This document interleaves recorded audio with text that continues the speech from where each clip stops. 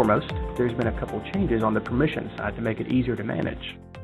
We went over this a couple weeks ago in the Fast Track Permissions webinar. You can review, if you go to the website in the webinar section, you can review that. There's a recording of all the webinars that's been done in the past. Just to touch on that real fast here, if you go to Director and you have applicable permissions, you go to the Maintenance module, and you go to the Employees tab. Of course, this is where all the employees reside in their permissions. There's a tab called Handheld Permissions. And depending on the employee, they may have different permissions, but in order to enable the modules themselves, such as receiving, reorder, adjustments, price book, verification, lottery reconciliation, these are going to be the actual modules themselves. So if they have access to it, apply the checkbox and save that record. Then there's additional permissions such as like hiding cost or a cycle count blind. And what a cycle count blind means, just as a reminder, if this is unchecked, this means whenever you scan an item in a cycle count, it will show you what the system expects you to have. If you have that checked, whenever you scan an item, it's not going to show that value.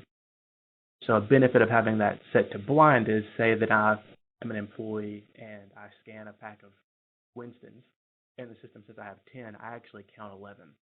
I could technically input 10, pocket 1, and then there's stuff that happens. If I have that set to blind, when I scan that pack of Winston's, I don't know what I'm supposed to have. So I count and I input 11. Same thing goes with your lottery reconciliation blind and your receiving blind. So make sure you always review permissions for every employee before you allow them to utilize a handheld. Now let's jump into the handheld itself. So upon opening the application, this will be the first screen you have. You have to first connect the handheld to your main register. And what I mean by main register is the register that the database resides on. Generally, that's going to be register 1 in most environments. So to do that, you choose the Settings button that will open up the device settings page. You go to the Connection tab. And the simplest way to put that will be the IP address of register 1/FTx handheld. And if you have not changed your default port, which most of the time that's always going to be the default value of 80.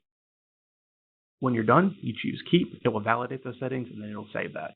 Now, to find the IP address of your machine, the easiest way to do that would just be simply right-click your Start menu, go to Run. If you type in CMD, that will bring up the command prompt, and just type in ipconfig and press Enter. And you're going to be looking for that IPv4 address, that value there on the adapter that is connected to the internet. So in this case, you can see on both my computer is 10.76 and the handheld is also 10.76. So I know I'm good. Now, first, of course, you have to connect your device to Wi-Fi, but about everybody knows how to do that on Android because it's such a widespread operating system.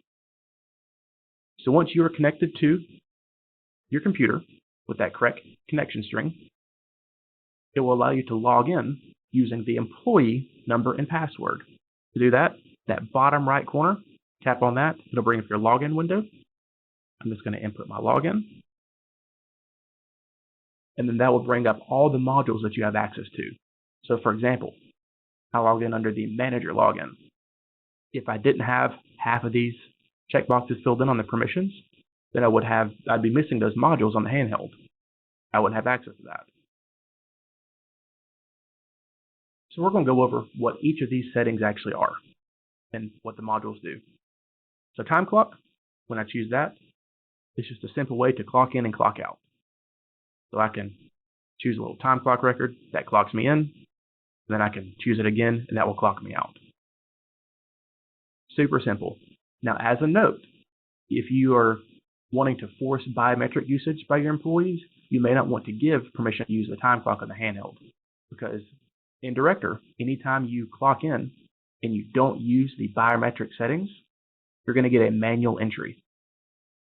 So if you're watching reports and making sure employees don't clock in manually, and they use their fingerprints, you may want to disable that module. That way they have to clock in using the POS and using their fingerprint.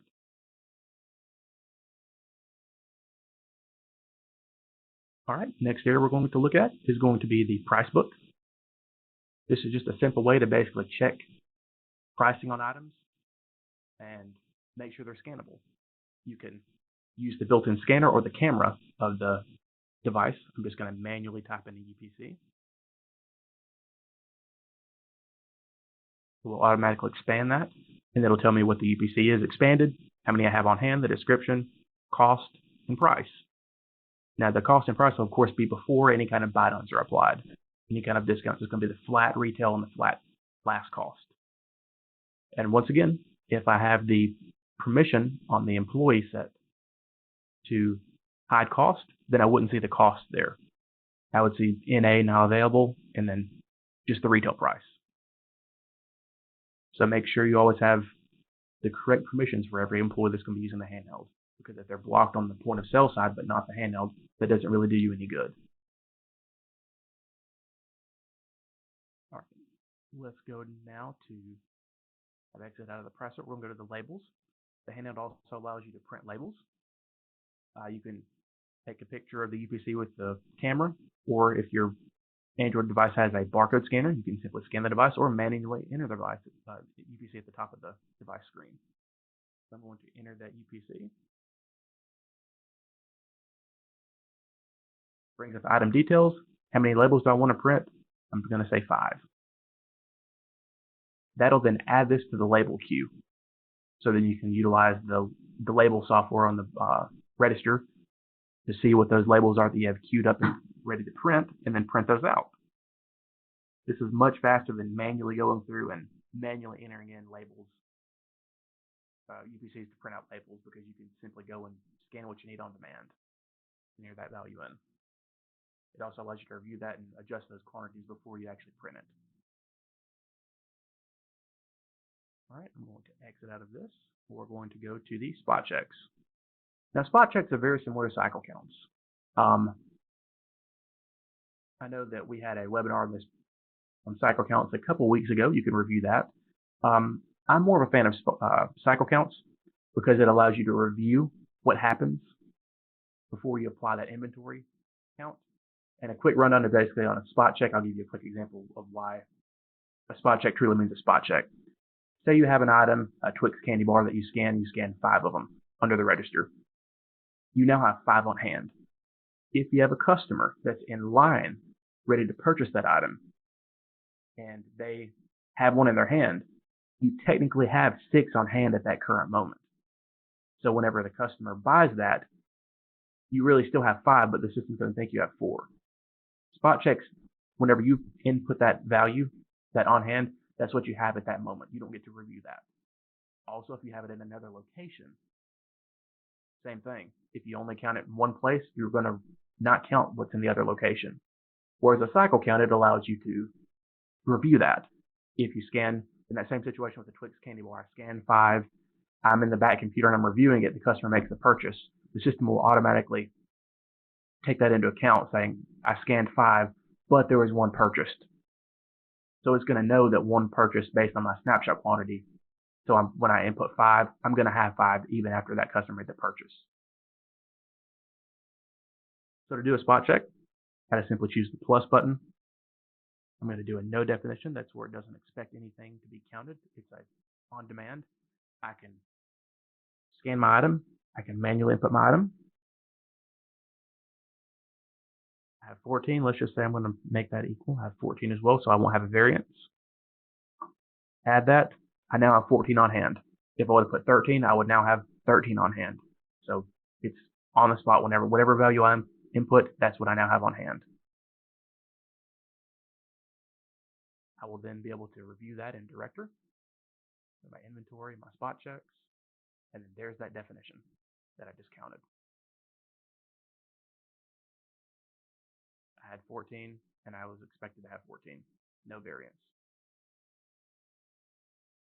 All right, so cycle counts. Let's jump to that now.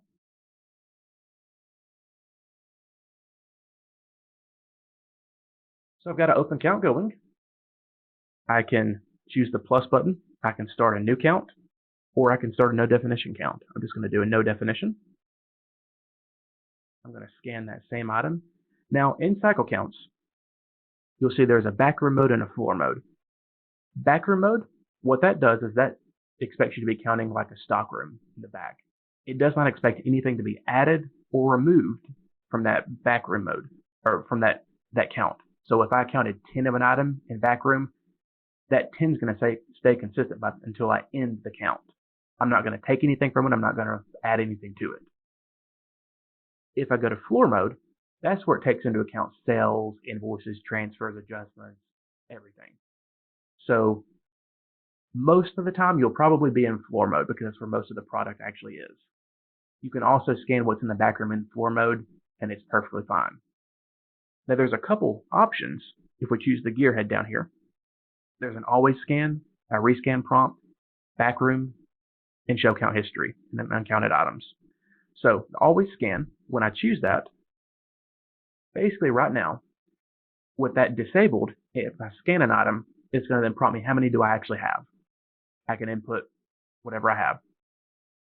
If I have this enabled, every time I scan an item, it's not going to prompt me that. It's going to assume that I'm scanning just one. So when that's enabled, you have to scan each and every single item in its UPC. Is it more time consuming? Yes. But is it more accurate? Probably so, because if you're scanning every single UPC, there's no looking at a row of items, scanning the first item and counting what's behind it, and then what's behind it actually being something different. That's a preference. So you can enable that or keep that disabled. By default, it's going to be disabled. Rescan prompt. This is something you would want to leave enabled if you have the above setting disabled. What it means is if I scan an item in one location and I scan it again, it's going to prompt me and say, hey, you've already scanned this item. You want to replace the old count or append to it. Append means I'm going to add to what I previously counted. It's a good setting to have on. It's on by default. That way I can take into account multiple locations. Next setting is going to be the backroom snapshot. By default, this is on as well. You'd probably want that on. It's going to, whenever you take a scan of an item, it's going to take a snapshot of that item, even in the backroom mode. Then I have the show count history, and you probably would want this because you want to keep track of all your scans. You can also show recent history. You can have it show your, like this employee scan history or everybody's scan history. By default, it's going to show everybody's scan history. The benefit of that is if you have multiple scanners going at the same time in the store with multiple users, you can see what everybody's scanning instead of just your employee number. And then there's uncounted items. And this is used for if you're scanning against the definition, you can see what items have not been currently scanned. So I'm going to go ahead and enter a UPC number.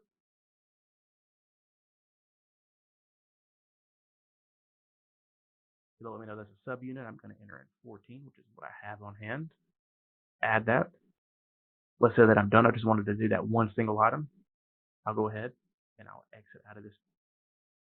I can then go to director and go to my cycle counts.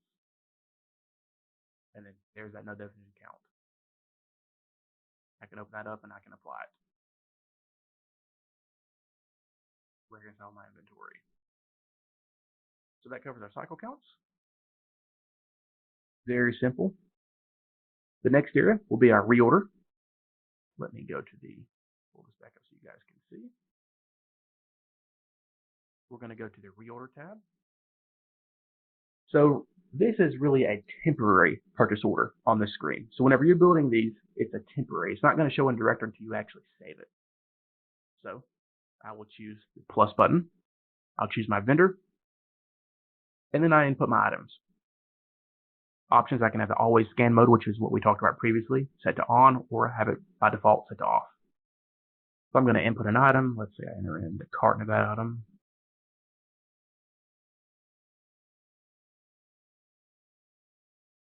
I think that's the UPC. If not, I have to look that up now. Let me look that up so I can input it real fast.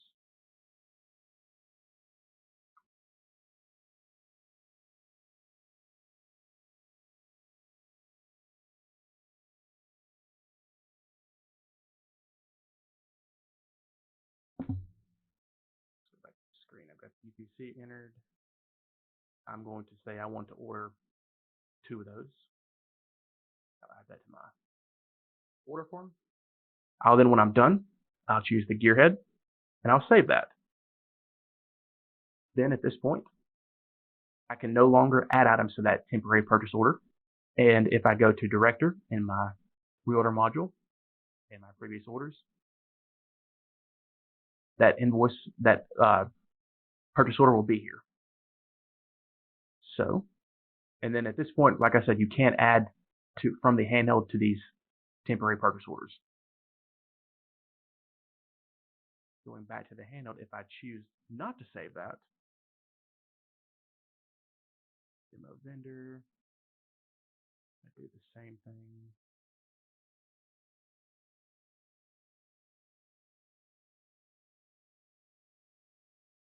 Do 5 of it this time. And then I choose to back out. There's that temporary purchase order. So I can go back and I can close out of the handheld, reopen it, continue adding items. But as soon as I choose save, it's now got a purchase order number. And it is visible and editable in Director. And I can no longer add items from the handheld. So just keep that in mind. All right, moving on, we're going to go to the receiving module. This is where you input your invoices. I've got an invoice already there. That's a temporary invoice. I'm going to just choose a new one. I'm going to choose a vendor. I don't want to build against the purchase order. This allows you to choose a purchase order that exists. We can see there's the one that I just done a second ago on the handheld, that 100005. I'm going to choose that. Let's say I'm going to give this invoice number 876543321. So at this point, no items have been scanned. If I choose the gearhead, I have the always scan mode that we've talked about. It's by default set to disabled. I have the rescan prompt, the unscanned item, and the save invoice. So those are really the same options that are on the cycle count. I'm going to scan that item.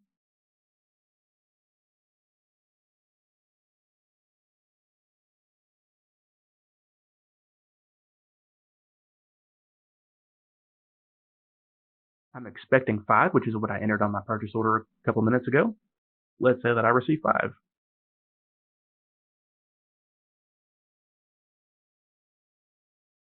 There's my item count. So basically, this purchase order, this invoice is exactly what the purchase order was expecting. If I need to edit a value on this or any of the previous screens we've looked at, I can just simply swipe to the left, and there's an option to delete or edit. Yes, I want to replace that. So you can also change the orientation of the device. You can't see it on the computer screen right here, but if you, right now it's held vertically. If you change it horizontally, it'll actually make the screen a widescreen mode, and you can have different views and see more data there. So I'm going to save the invoice. There's 2 ways of saving the invoice here. You can either save the invoice, which will be our left option, or save and apply. If I choose save, that means that I save it, but I don't apply it to my inventory, which means I can go back in and I can make changes and edit that invoice. If I choose save and apply, that saves the invoice and applies it to my inventory, meaning I can no longer make changes or edit that invoice in Director. I believe most people will just choose the save option. That way you can go into Director, go to your inventory, your previous invoices, and then there's that invoice. We can open that up and make changes if we need to. When all said and done, we can apply it. So you have the option of applying it both in the handheld and Director. So I'm going to go ahead and back out of this. Then you have your receiving verification. And this is basically just a way to verify receiving invoices. It's handled the exact same way as what we previously saw on the receiving side. You simply choose an invoice, a vendor, and an invoice, and it's going to act like the previous screen did with the purchase order in receiving. The idea of this is generally used whenever you utilize EDI. The vendor sends you your EDI file. You process that. It adds your quantities that were received to inventory. You apply the invoice. You then scan against that. And if there's any kind of variances compared to what they say they sent you versus what you physically scanned, it will then create an adjustment invoice and let you know that there is a variance. This way, it's a good way to double check what you actually receive versus what they say they sent you. But it'll function identically to the preceding module that we saw just a second ago. Next is the lottery reconciliation. This is a way to reconcile your lottery tickets from the handheld. You first have to actually start the lottery reconciliation in the lottery reconciliation program or on the POS using shift reconciliation. Then you can actually come in the handheld and reconcile your tickets, starting and ending numbers.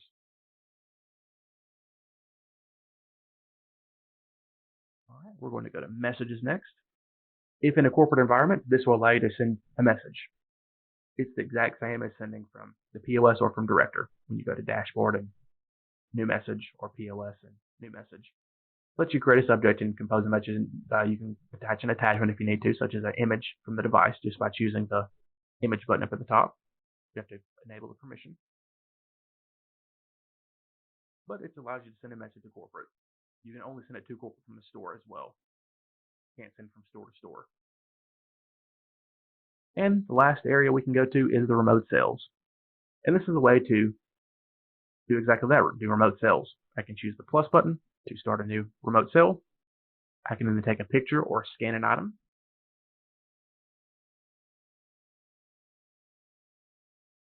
I want to sell 3 of those. If I want to make changes to that, I can swipe and edit. But let's say that I'm done. I'll just choose the back button. At this point, I can go to the POS. And it's the same as being in a remote sale in Director. I'll log in. I'll go to my resume sale button because it functions as a suspended sale. There's that remote sale. I'll resume that. Do my age verification, subtotal, go past the uplift prompt. If you have not seen the uplift webinar, I highly recommend you watch that. It's a great, fantastic tool to drive sales and make sure everyone, both employees and customers, are aware of promotions. And then I cash that out. So once again, a simple way to remotely enter in those sales, just like the remote sales function in Director. So that covers the overview of the new Android handheld. I hope everyone enjoyed what we saw and picked something up. And if you would like to get some information on the Android handheld, feel free to let us know. We'd be happy to set you up with a demo. It can be used on, of course, the industry Android handhelds, such as the Unitex that we sell, or it can even be used on an Android phone. You just simply download it from the Google App Store, the Google Play Store. If you open up the Google Play Store on your Android device or computer, and you search FTx handheld, you'll see the handheld application there. Just simply go to that and then install that to your device. And then after that, contact us and we can get the licensing set up for you or set a trial up, and you can definitely try that out. It's a great, simple way to have a mobile device and utilize the functions of a remote device that would be just easier to handle than actually using a barcode scanner on a laptop and doing those same tasks. And I hope to see you next week, and everyone have a wonderful weekend.